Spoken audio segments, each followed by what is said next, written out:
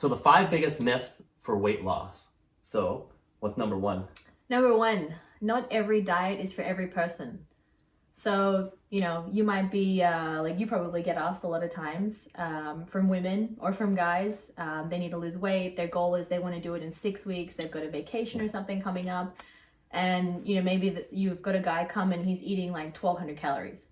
Yeah, you're right. So if it was that easy, if there's just one diet for every single person, we'd all be super fit, no matter what our goals are. So you're right. It depends on basically what you can do in a lifestyle, I believe. Yeah, exactly. And also, men and women, we have different needs. Men have a much higher base metabolic rate than women, so they generally need to eat more than us. And then also, if you're doing some kind of fad diet or something, or your friend has told you about a fad diet, that might not necessarily work for you because you could have a completely different body type and different digestive system, everything. Yeah, exactly. And what your hormones are doing at that time, like even maybe what you did 2 years ago doesn't work for you now. So it all depends on who you are and what you are doing right now in your life. So yeah, exactly. And I know for sure, as you get older, just turned 30,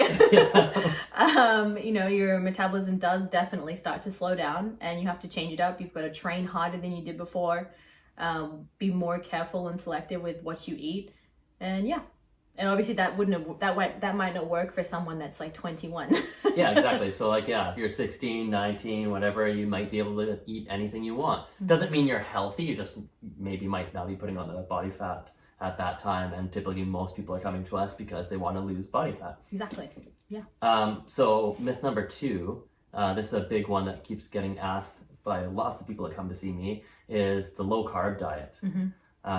So what is your take on the low carb diet, or is that the perfect diet for everybody? I guess we kind of already answered in the previous question. Yeah. We're not, knocking the low carb or the keto diet or anything like that. I think for some people, it's worked for them, especially if you have sensitivities to carbs, your body can't digest them, or like arthritis or some other things that, some other health issues that you need to really try and limit your carbs, and it works for you, then that's great. But in saying that, it doesn't mean that that's the only way you can lose weight, right? Yeah, exactly. So I'm not saying the same thing that the low carb is bad for you. It's just, will it work for you? Can you make it a sustainable diet? Will you be doing it just for 6 weeks, or will you be doing it for the rest of your life? Exactly. Is it because you medically need it, or you just decided because you read an article on the internet that it's the ultimate diet? Yeah, and like the low carb and the keto diets, they're trending, at the moment. I get asked all the time, do you have a keto menu? And we don't. We have a low carb menu. Those meals range from like 5 grams to 15 grams of carbs. Yeah. But most of the time when people are asking me these questions, their main goal is just to lose weight. They don't have any health issues or anything like that. And it is totally not necessary to completely cut a food group out of your diet just to lose weight. Yeah, exactly. And then just think about if you're thinking, okay, I have to have way more fat. And then typically it starts out with healthy fats, and then inevitably I see lots of people just gravitate to that unhealthy fat. Personally, I like to run my body. I've done so many tests in different scenarios. I've also done the low carb diet.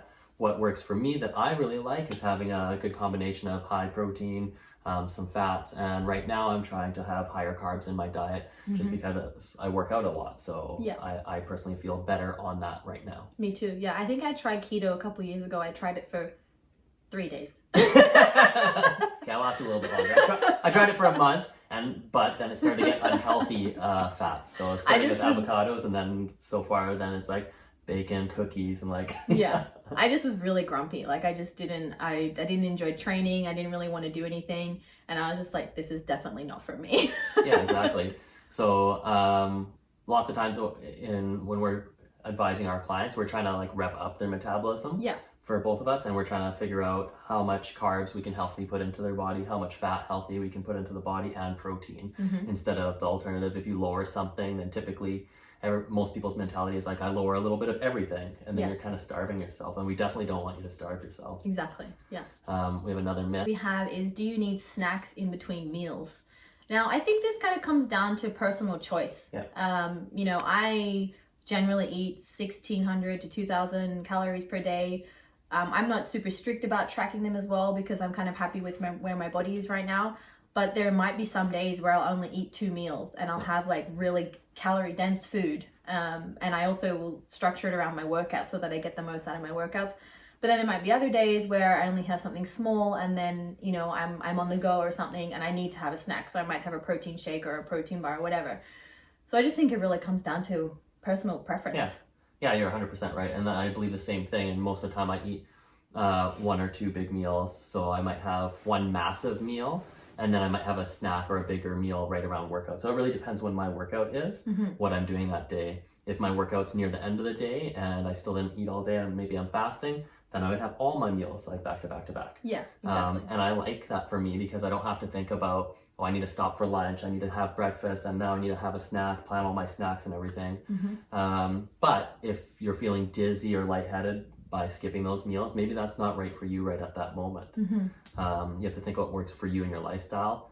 For me also, having many meals, like batch cooking and ordering many meals from you guys, it's just really fun at the end of my day to just endlessly eat and still fit it in my protein, carb, and fat and total calories for the day goal. And I, because I am in a cutting stage, I am paying attention to the exact amount of carbs, protein, fat in my diet right now. But the wicked part is once you maintain or you're at your maintenance level, you don't have to be as strict for anything in life, really, right? Like imagine we just learn a new language, we practice for a year, we learned that new language. After that, as long as we converse back and forth, we can maintain it. We don't have to still take these courses.